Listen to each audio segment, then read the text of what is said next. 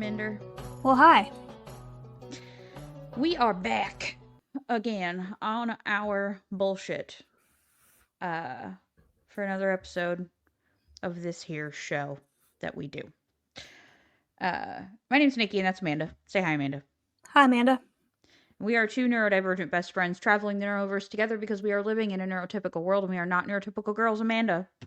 hmm The fuck are we talking about today? Well, we originally were going to talk about different profiles of, autism, and because we were going to try to see like what our profile was, kind of like almost like a Myers-Briggs test thing or what Enneagram thing, but Mm-hmm. we couldn't really find any information. We saw this video about describing HSP profile of autism, but we couldn't really find much information beyond that. So it's more of a trying to corroborate information that we find in videos or online and trying to see how, like, if there's basically trying to Google check things that come off as fact in different media that we see. Right. It's about doing our due Due diligence due diligence. before accepting things that we see on the internet as truth or taking things at face value and not digging further. So we're gonna kind of make this. I think this is gonna end up being a two-part situation where we're sort of on the same topic for two episodes. Because I have lots of little tangents that I could run off on with this, and I want to make sure that both of our points, are able to be heard on this. So this kind of started with me finding this video on Instagram, I think is where I found it. And I sent it to you. And it was this person, we found the original poster, and her name's Dr. Joey, you said? At least on Facebook, it's Dr. Joey. I don't know because she spelled her own field wrong in the thing, so whether or not that's true, don't know. But Dr. Joey, it's Dr. Joey, no space on Facebook. Okay. So, yeah, it was someone stitching this other person's content where they're just like one of those annoying ones where they're eating food and bobbing their head around while they're listening to something. So we were having a hard time finding the original poster. We think we found her, but anyway, this person was talking about a HSP profile of autism, and what they were describing sounded quite a lot like Which HSP something. stands for highly sensitive person. Yeah, highly sensitive person. We're gonna break that down. But it was basically describing it almost like the PDA profile, the pathological demand avoidance, or they call it persistent something drive for autonomy, I think now, or pervasive drive for autonomy. I Or can't it's remember which it and is. like combined with like RSD, like kind of thing. Yeah, yeah. So rejection sensitive dysphoria. I know there's a lot of acronyms going on. I love abbreviations happening here. Um, but anyway, basically they're trying to say that this highly sensitive person diagnosis or thing or whatever is a profile of autism, meaning that it's a subtype of autism. Um, and I was like, oh, that's interesting. I've never heard of this before. And so I sent it to Amanda. I was like, this sounds cool. And I was like, we should totally talk about this on the show.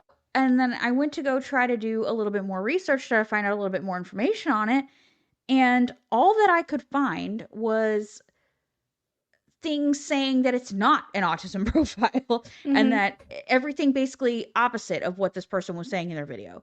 Not to shit on the person, but it just made me think. And I Yeah, didn't really tell Amanda this. because I was like, because I even asked her, I'm like, maybe there's like a quiz or a test, like a psychological test that we can take to see what kind of profile. Because I said, well, this one pretty much describes me, but Yeah.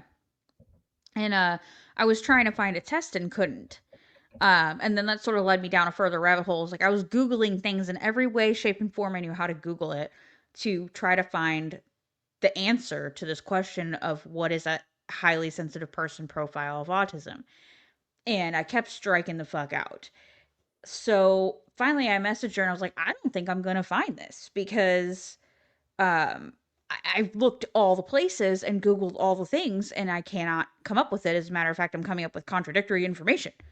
And so we were like, we decided kind of today before we hopped on, like maybe we should just talk about how this can happen in, especially when you're finding things on the internet, especially like Instagram, TikTok, this kind of stuff, where people are allowed to just say whatever the fuck they want to say, and people will generally just take shit at face value. Yeah, they don't really question it. It's kind of like the whole like life hacks. Like I didn't know this.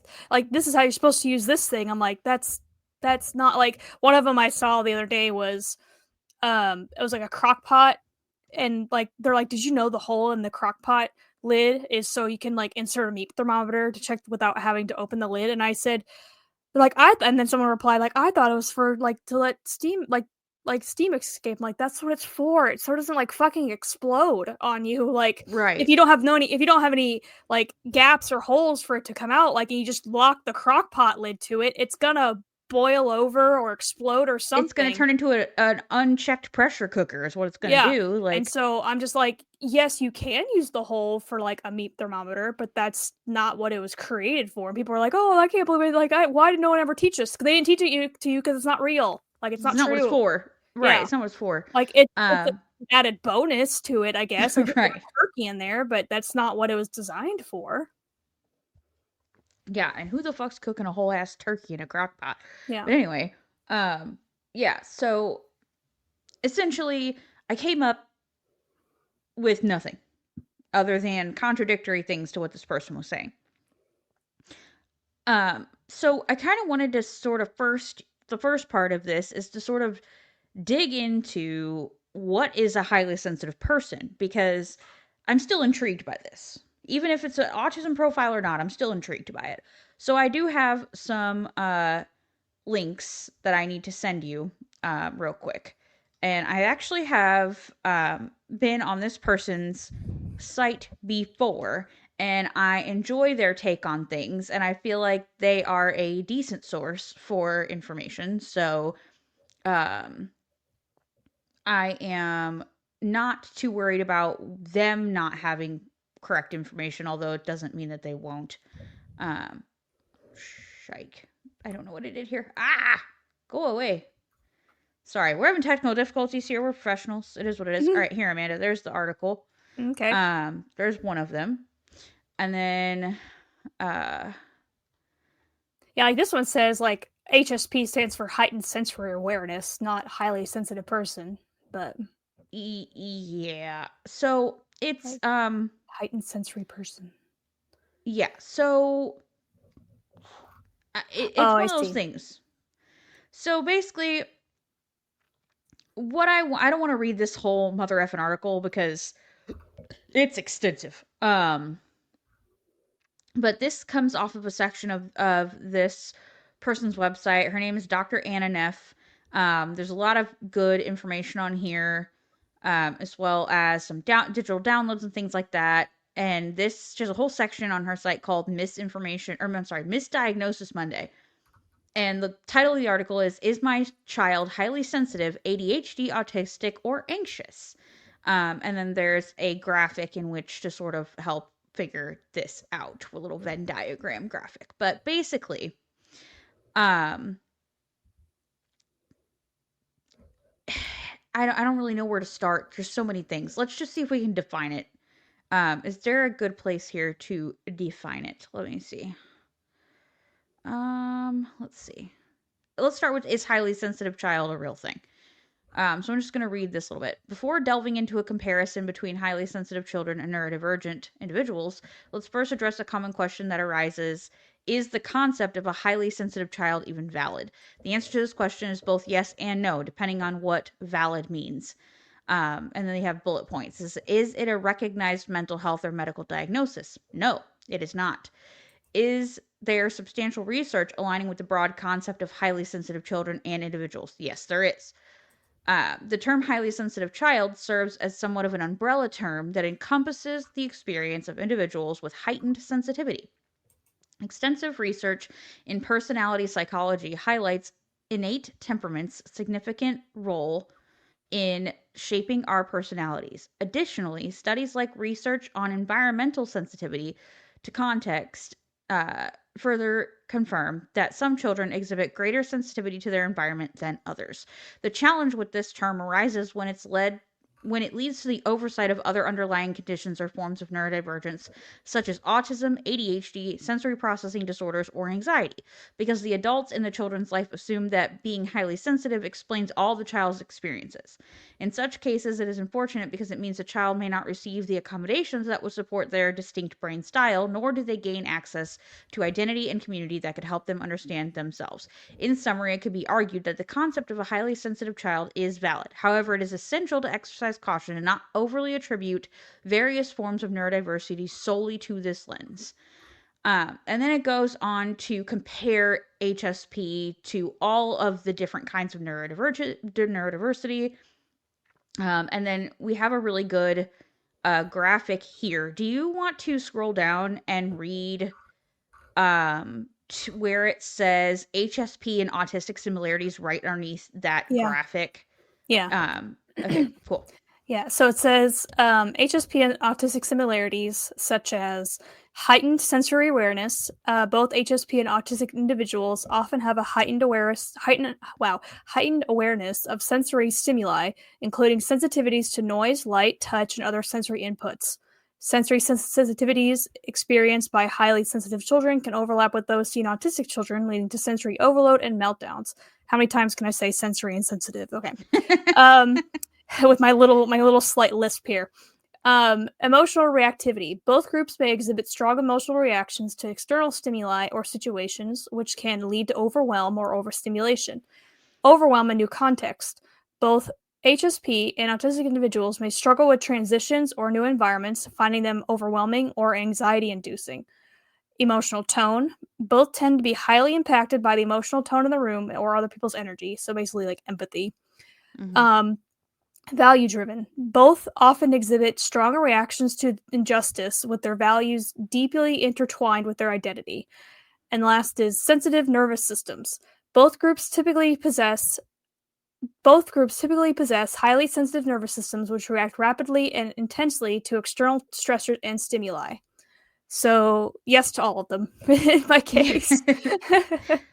So, I am I kind of want to talk about all of that for a minute. And just hearing those things, you could totally understand how it could very easily be misunderstood that this is one or the other thing. So, it is really important not to put too much, I think, emphasis, like she had said before, on is my kid just highly sensitive and has a really sensitive nervous system where they're just, or is it more of a sensory processing thing, or is it autism? Like, it's really good to explore all these avenues because you can very easily see with the similarities just to autism how easily it would be to misconstrue what's going on here, right? Or to just say, oh, my kid's just very sensitive, Yeah, right? that was basically me, like, growing up. It's like my mom Right. always called me, like, oversensitive, over-emotional, and whatever, and never once thought that maybe I was autistic, whereas my Yes. cousin was immediately like, "Yeah, he's autistic." Right. And I think this also leads back to one of the very common misconceptions about autistic individuals, which is that they lack in empathy.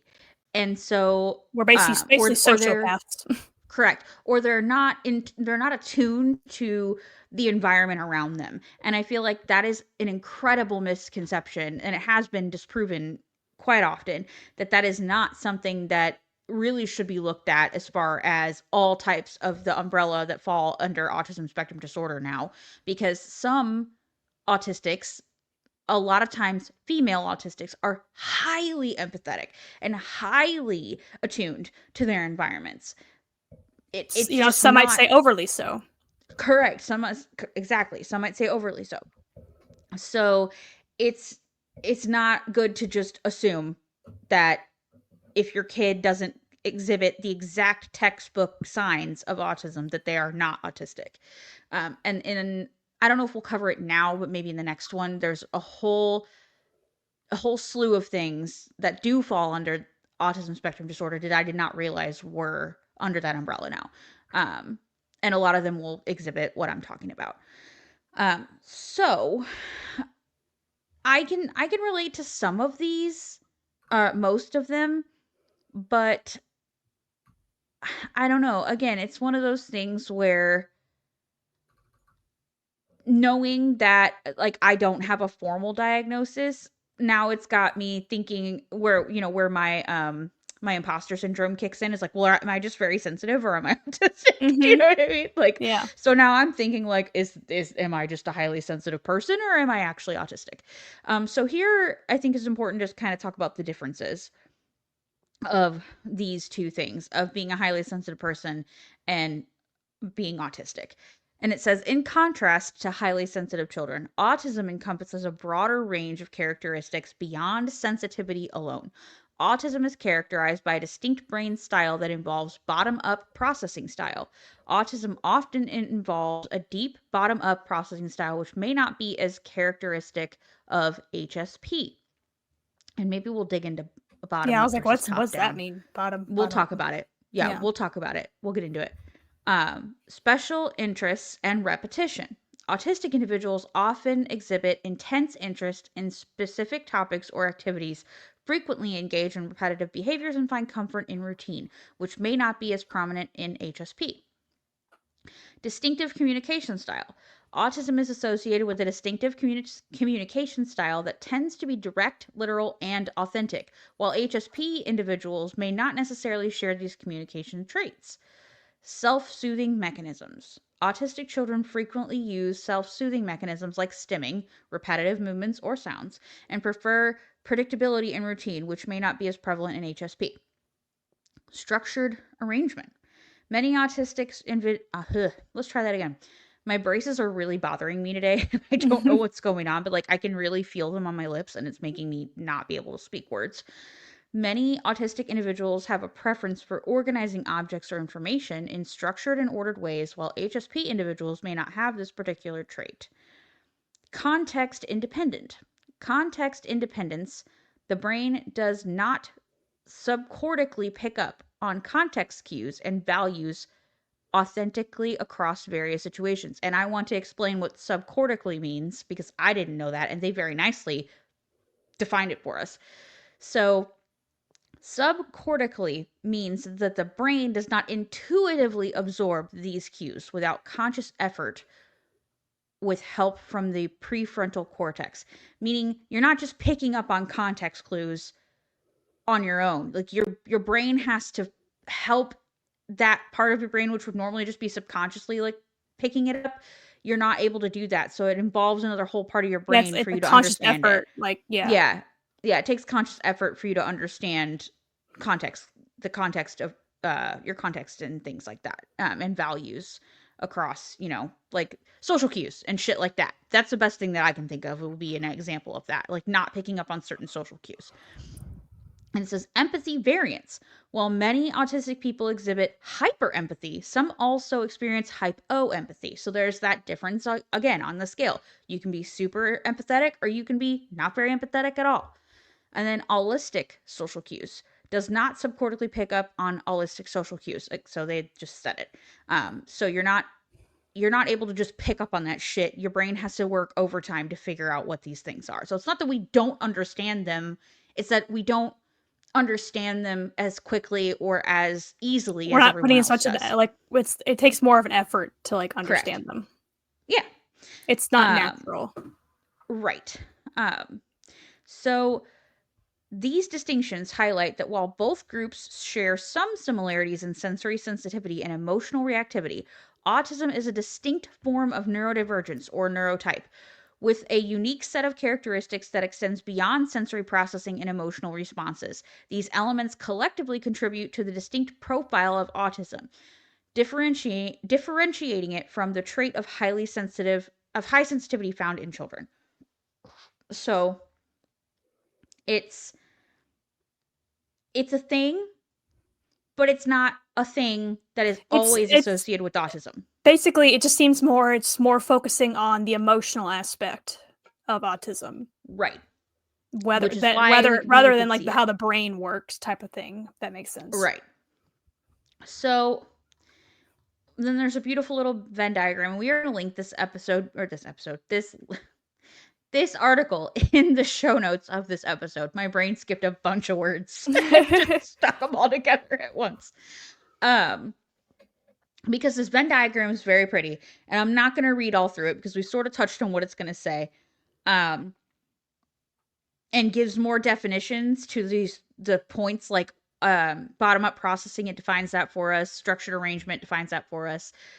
So you'll have access to this if you go to the link in the show notes Yeah, it's like of this episode. neurodivergentinsights.com. Yeah. So we're gonna link it because it's very helpful to have this. And I just like this. I like this website in general. I think this person has a lot of really good information. I feel like we've talked about from because the name sounded familiar. I was like, I feel like we've quoted some stuff from her before. Yes, I do believe so. So I really appreciate her take on things. And it's not just autism stuff on here. She also talks about ADHD and things like that. So that's that article. Back to the point of these autism profiles, right? We hear a lot about this. What is an autism profile? And I really wanted to understand what that is. So I have another link coming to you, Aminder. It is headed your direction at this moment in time. Here it comes. I found this, which I feel like there's lots of places you could get this understanding from, but this sort of broke it down kind of well for me. I don't know anything about this website. Please do your own research. But it's called supportessentials.com. I just like the way that it was broken down. So, do your research on this. But this says, what is an autism behavioral profile? Every autistic person is different. That's why autism is called a spectrum condition, i.e., autism spectrum disorder, also known as autism spectrum condition, which I've never actually seen it called that before. So I'm wondering if it's just something that, like, maybe other countries call it, or it's just not something I've seen. Yeah, because it's like maybe because the way they spell behavioral is the non-American way, so it could be somewhere else. Right. And weirdly enough, I think I've said this before on the show. I have found more information and more clarification on these more complex things, and even simple things on websites that are not. Oh yeah, this is .au. So this is an Australian website. I found more help on like other countries' websites than I have at the ones in the US. They're just ahead of the game on this shit for some reason. And I feel like they have a better way of explaining shit than any of the information available on an American website. It might to get a little cynical, it might be because like it's like Australia, the UK, all of them, they have like the National Health Service and everything. Like I think because healthcare is such a profit, like a profiteering industry in the US, it's like, well, we can try to understand it. We have the means to understand it, but it saves us more money, or earns us more money if people can just not really know all this stuff and they have to pay to learn it themselves. Pay to play. Yeah, pay to play. So continuing on, however, sometimes patterns of common symptoms, characteristics, and likely behaviors emerge within the autism spectrum. These sets of traits that commonly appear together are known as behavioral profiles. Autism behavioral profiles might also be referred to as presentations or subcategories of autism, or types of autism. This is because in the past, some of them have been diagnosed as separate conditions. In 2013, the latest version of the DSM, which is now called the DSM-5, or that stands for the Diagnostic and Statistical Manual of Mental Disorders, or the DSM-5 for short, determined that any separate conditions or syndromes relating to autism now all fall under one umbrella term of autism spectrum disorder. Many of those once separate conditions were then relegated to autism behavioral profiles. Possibly the most commonly known of these is Asperger syndrome. Once a diagnosis all on its own, Asperger syndrome is now referred to as an autism subtype or the Asperger's profile.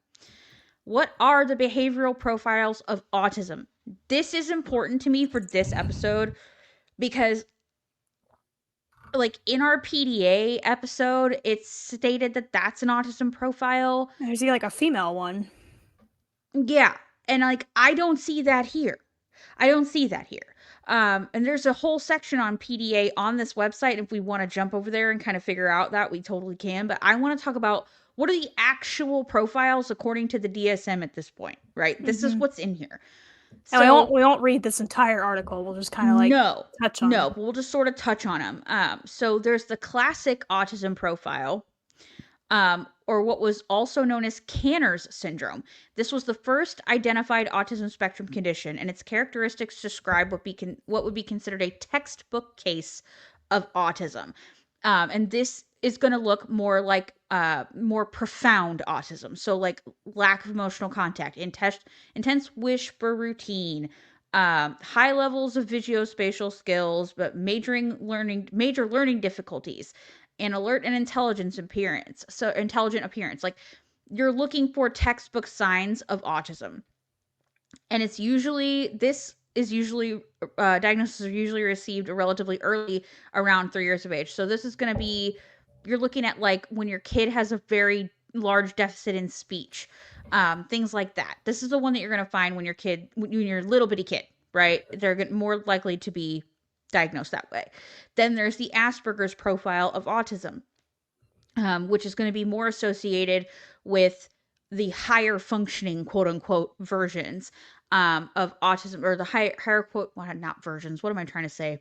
Expressions of autism would probably be later diagnosed. Things like that.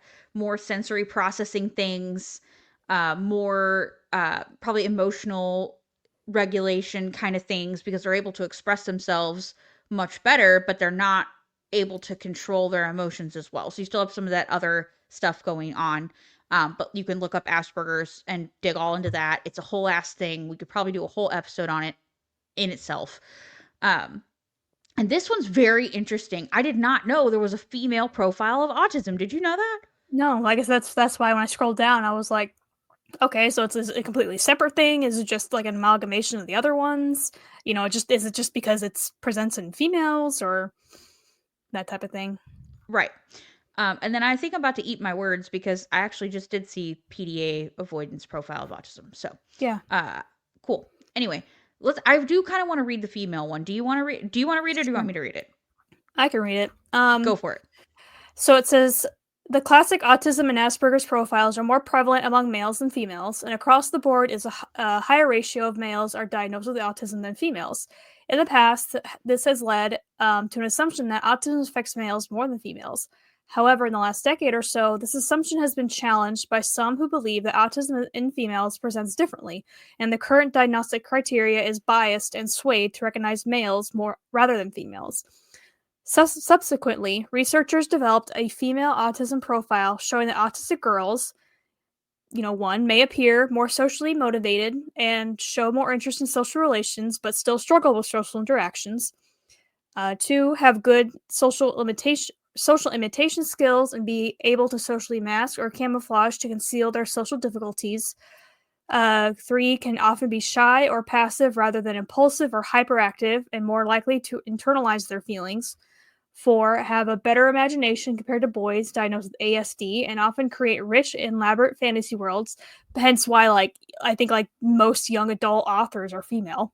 Mm-hmm. Um, Five, may have more subtle, restricted, and repetitive behaviors, and six, might have special interests that more closely align with "quote unquote" mainstream interests of girls, but the intensity and time spent on these special interests may be significantly different compared with their neurotypical peers. The mismatch of the female profile of autism presentation with the typical male presentation often leads to females being misdiagnosed or being diagnosed much later than their male counterparts, sometimes as late as 15 years of age. It Or in our also, case, 30s. yes, and it's also like partly the whole like number six might have such as more closely aligned with mainstream interest girls. It's also kind of like like rather like a brain issue, like a social issue, because like girls are expected to be, you know, like they're trained to be, Mm-hmm. sit quiet, be demure, be mindful, be demure, all that shit. So basically, if a girl acts out, she's being overly emotional. If a boy acts out, well, that's just boys being boys, that sort of Right. thing. Yeah. And obviously, I think if you identify as female or were born or assigned female at birth. Still learning all these. I'm sorry. You may and are also autistic, or believe you may be. You may relate more to this description. I certainly do. Um, and I feel like this is a really good breakdown of this. I have never seen it broken down quite like this before. I've always heard, like, oh, they do present differently and there's ways they present differently. And we've seen videos and, listen, TikTok diagnosed us, okay? Let's be real. You know what I mean? Like, this is how we found out, all right? In 2020, this is how I found out I had fucking ADHD, and then did my research and then got, talked with people about it and then did get diagnosed with that. Same with autism. Like, my therapist agrees that I definitely present autistic, but I don't have a formal diagnosis from my psychologist that says, yes, you are, autistic, which we've also talked about. I don't fucking care about at this point. I know what I am. It's fine. It doesn't bother me if I have one or I don't. But this is something I can fucking relate to. Hearing this description, it's like, that is fucking me. All right here. Like, this makes perfect fucking sense now. And all the little things that make me doubt, am I autistic? This profile, had I seen this first and seen this explained first, I'd have way less doubts and way less imposter syndrome happening had I seen this first. So I'm really happy that we found this and we're able to read this out, because if you are female or were assigned female at birth and you suspect that you're autistic and this is how you present, there you go. Now there's something that you can say, holy shit, I see myself now. You know what I mean? This is why we do this shit. I'm all pumped. I'm all chuffed up at this point. Like, this is why we dig into this shit. And this is why I wanted to start the show to begin with, because this is the kind of shit that when you stumble across it is like, holy shit balls, this is what I've been missing, And I don't know if you're having this big of a reaction to it or not, but I am so happy to have read this. Mm-hmm. Yeah, it's I feel like, especially the like the good social imitation skills, being able to kind of or camouflage and stuff like that, but like basically masking. I feel like girls Yeah. are better than masking because that's, like I said, how we're kind of like trained from birth. Like you can't let people know you're uncomfortable. You can't let people know that you disagree with them. You can't basically, you can't show any negative emotion lest people don't like you. That sort of Right. thing. And Right. I think girls they're more pressured to be that way. You have to act a certain way, otherwise people won't like you. Whereas boys, it's like, people will just have to accept you. Just do whatever you want. Right. And I mean, not to say boys don't get bullied too, because they totally do. Or that they don't feel like they don't belong, because I'm sure they totally do. But I feel like eventually the guys kind of find their tribe. Like, think about the high school lunchroom. Everybody had a Mm-hmm. fucking table, right? Everybody had a table. There was the Like, card kids, think of like you know? the mean girls, like Right. describing the different tables and the different cliques. Right. There's the mean girls table, or there's the popular kids table. There's the band kids table, or tables. In our case, in high school, there was a few. There's two of us, two tables that we had specifically by the door. No one sat at our fucking table, or Mm-hmm. we got really irritated about it. Then there was the kids in the morning in the lunchroom when they were eating breakfast that be all playing their Pokemon cards and shit. So there was the Yu-Gi-Oh and nerd table and the yep. Yu-Gi-Oh. Yeah, there was the nerd table. Then there was the everybody else's, right? So like everyone had their fucking table, and And as you know, humans, we collectively we group it together in tribes, that sort of right, thing. right, Since the dawn of time. So. right. And I feel like, I mean, I've talked about this before, that I have really struggled to find my table in life, if we're going to continue on that, analogy. Um, because I didn't really fit fucking anywhere. I hung out with y'all, the band kids, but I didn't fucking play an instrument. So like, I was like the weird one that just sort of lingered with y'all, but didn't actually Like play an instrument. we had other friends in the group, like Tiffy wasn't in band, but she hung out with Right. us. Like Candace wasn't in band, but she hung out with us. We were like the band kids mixed with like not quite the super unpopular kids. We were just the very middling ground Yeah. group. We were like the very we had people from all walks of life in our Mm-hmm. group, that sort of thing. And so we were the very we'll just accept you. Just come on over and hang out. We'll accept you, no problem. Right. Because we also had popular kids that would pop in and out from time to time. Rob Fitz, I would have considered him popular. Yeah. He'd pop in and hang out with us from time to time. So, and then like when Kiera was hanging around every once in a while, James Spencer would come with her and, he would hang out with us every once in a while. But like, it's not, we sort of got the vagabonds. Like Hmm. it was the band kids and the vagabonds, or the or We the got like the fluid ones. nomads. We got like Yeah, the the nomads. nomads. The nomads. I like it. We got like not like in a negative way, but we kind of got like the No. leftovers of like the other groups. Like Yeah. we kind of got like like you go to a potluck, like a family reunion potluck, and like we kind of got like a plate of like every single piece of the dishes. It's basically what Right, our group right. was. But that's the best kind of shit, I really liked our our group in high school. I really did. There was very few fucking problems in that group. And Very few. we had enough of us that we even had like even our own like mini cliques Right, within our groups. right. There was a few people that caused drama, but like very fucking rarely.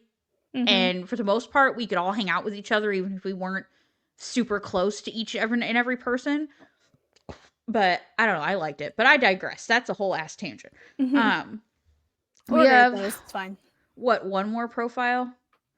The pathological demand avoidance Mm-hmm. one. So yeah, so here you go. Here's the PDA profile that we've talked about before. We have a whole episode on it. We have two whole episodes on it, actually.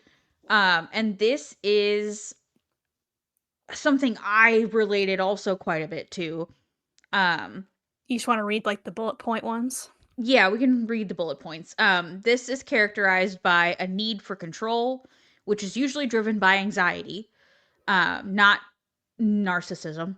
Hmm. So, an avoidance of what are considered everyday demands and expectations to an extreme extent, using approaches that appear social in nature to avoid demands, rapid mood swings and intense emotional dysregulation, comfortable in role play, pretense, and fantasy, restrictive interest or obsessions focusing on people rather than objects, and a tendency not to respond to conventional parenting, teaching, or support approaches. So, like, I'm not going to say a lot of what I have experienced in my life that has led me to believe that I have experienced folks like this. But I also resonate a little bit with some of this stuff. It's the point of this is that it is to an extreme. Like, I will put off doing my dishes until the last fucking second. I will put off cleaning the toilet until the last fucking second. But like, this shit is to an extreme. And we're talking about like everyday demands. Like the shit that is not like, oh, I have this paper coming due. We're Yeah, we're talking talking like like household stuff where household, like feeding yourself, yeah, like like things like showering, that. stuff like that. Showering, yeah. Like basic things you need to live are sometimes you're sometimes unable to do these things. So go and like listen to one or both of those episodes we have on PDA. I feel like we had lots of good information on those, covered quite a bit of it. So we won't go much farther into that. But that is an actual profile of autism. But again, I don't see this highly sensitive person as a profile of autism. And that sort of leads us back around to where we were when we started this.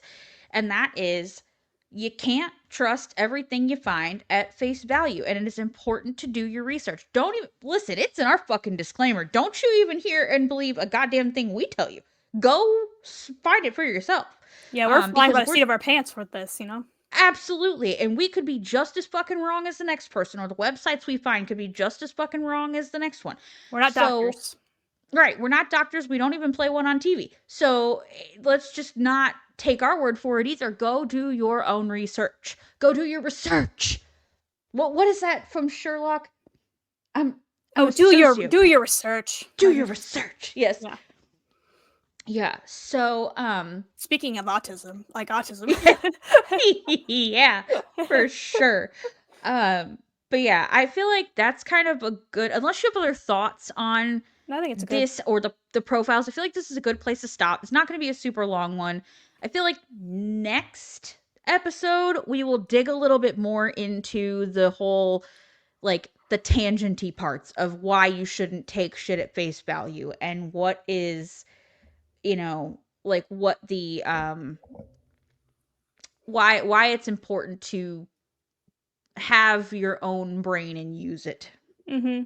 sort of Yeah. shit. Don't like Um, 100% trust like everything you read, everything you see. And I'm not saying like in a conspiracy theory sort of way. Like there's experts in right, things and that, they're experts for a reason, but it's good to also do a little more digging as well on your own.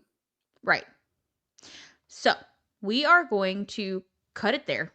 Let's hit the fun and fuckery portion because we do have that for you as always. Here we Mhm. go.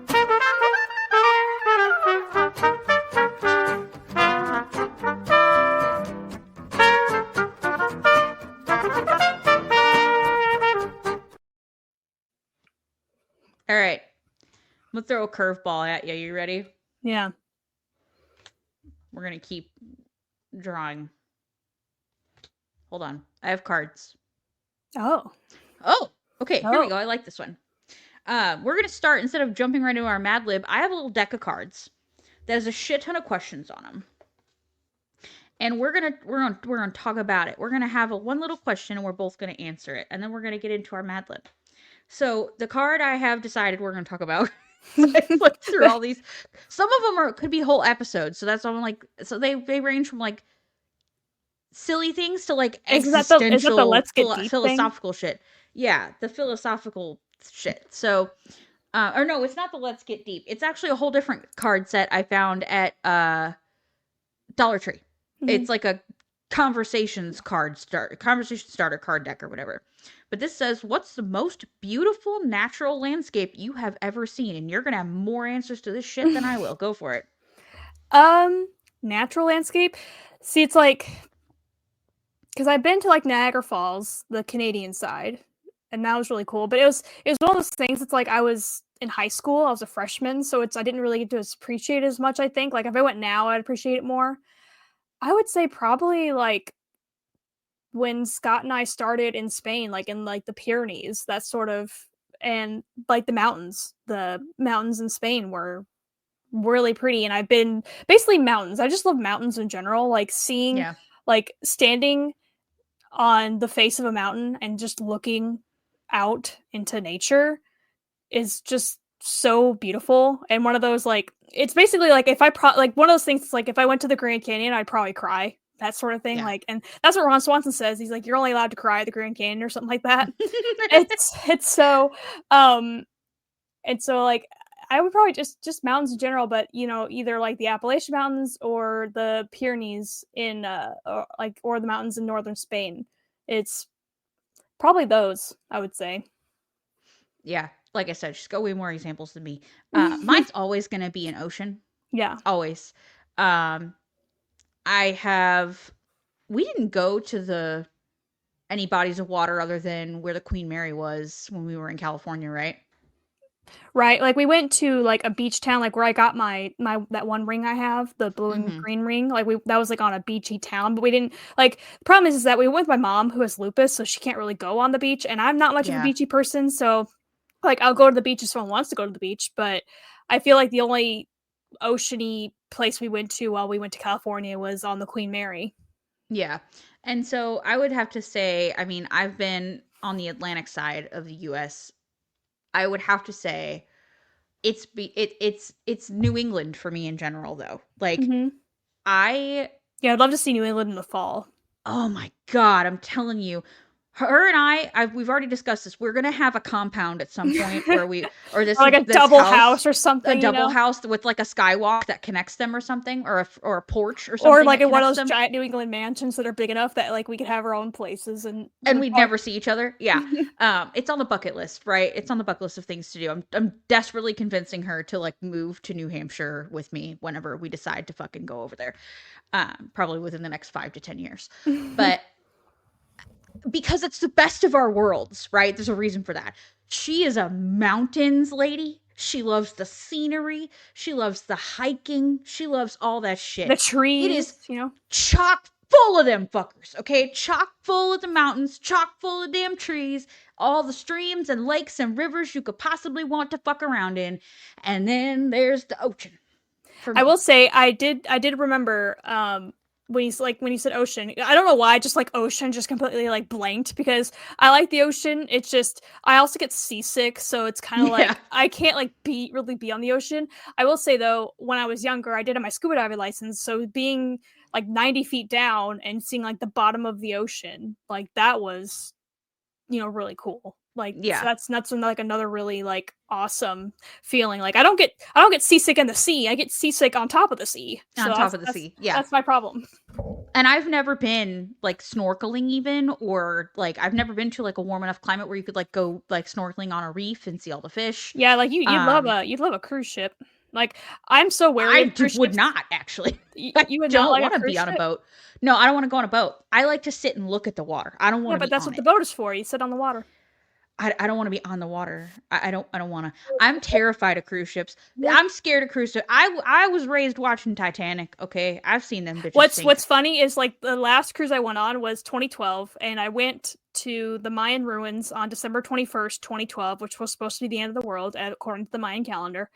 Mhm. And so I was at the Mayan ruins. But what's funny is before I left, I had a boyfriend at the time, and he had bought like one of those like DVD things where you had like it came with like three random movies. Like I think I don't remember the third one, but it had Constantine with Keanu Reeves in it, and the Poseidon Adventure, which is about Oh a jeez. like a giant rogue wave knocking over the cruise ship. And then after we watched, no, he watched like the week before I was leaving for my cruise, and he goes, "I don't know if I want you to go on the cruise." I'm like, "Well, you can't stop me now." So like, Yeah. so you ever seen I Poseidon mean, Adventure? Basically, a giant rogue like wave like pushes the boat over, and people have to escape by starting at like the top of the boat, which is now the bottom of the boat, and they have to climb to the top or slash the bottom of the boat to get out.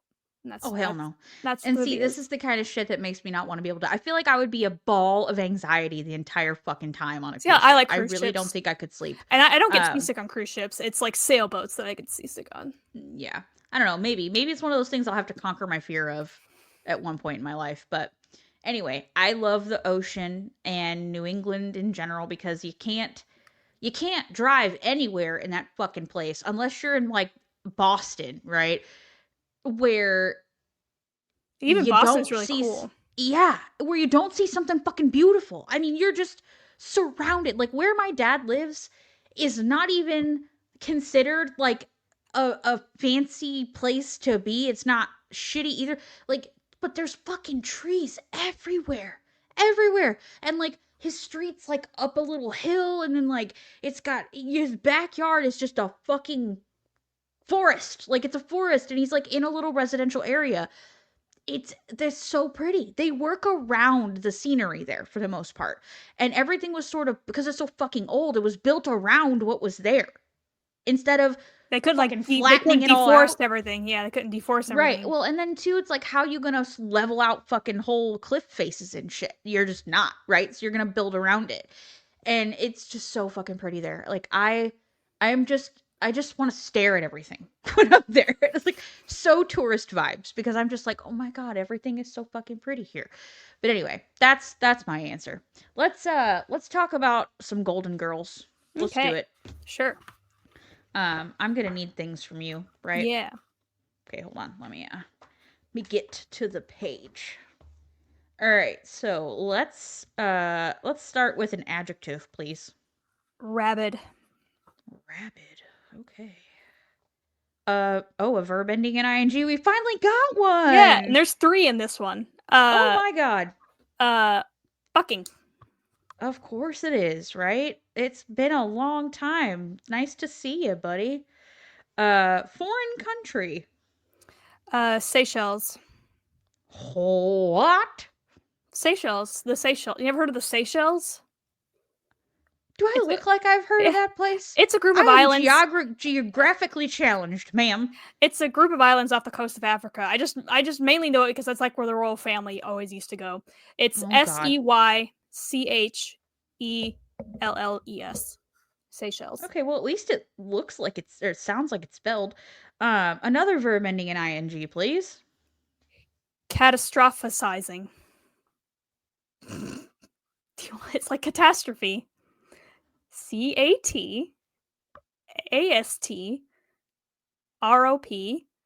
CATASTROPHIZING.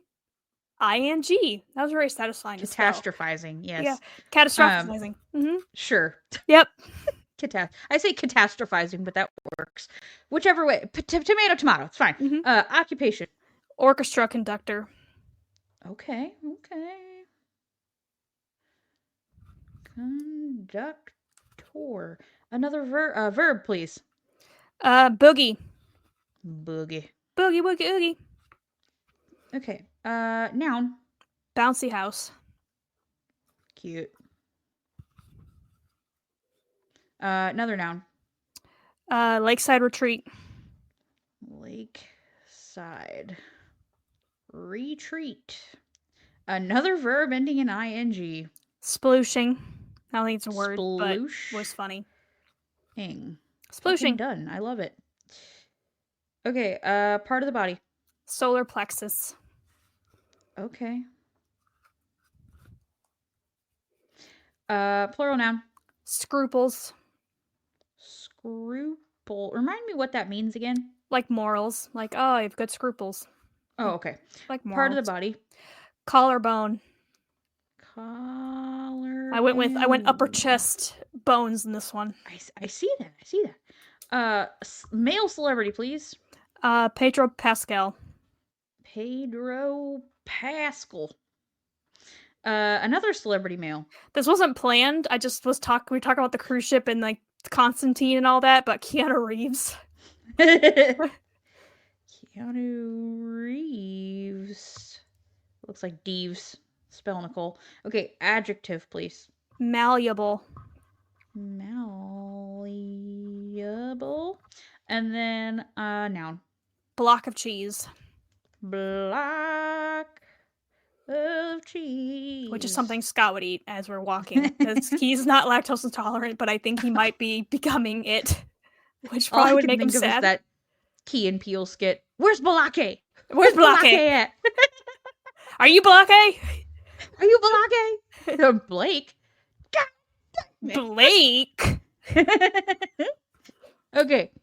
This one is called Dating Over 60. Oh, wow. It's not easy for a golden girl to find rabid love. Here is some advice for fucking Mr. Right. And of course it's Blanche. It's Blanche on the picture too. It is Blanche on the picture. Okay. Ready? Mm-hmm. If he flies you to the Seychelles on the first date, things are definitely catastrophizing too fast. Just because he tells you he's an orchestra conductor doesn't mean he knows how to boogie. That works, man. Good job. If he spends the night in your bouncy house, make sure he doesn't leave his dentures on your lakeside retreat. God. He should always ask you before splooshing you on the lips or holding your solar plexus.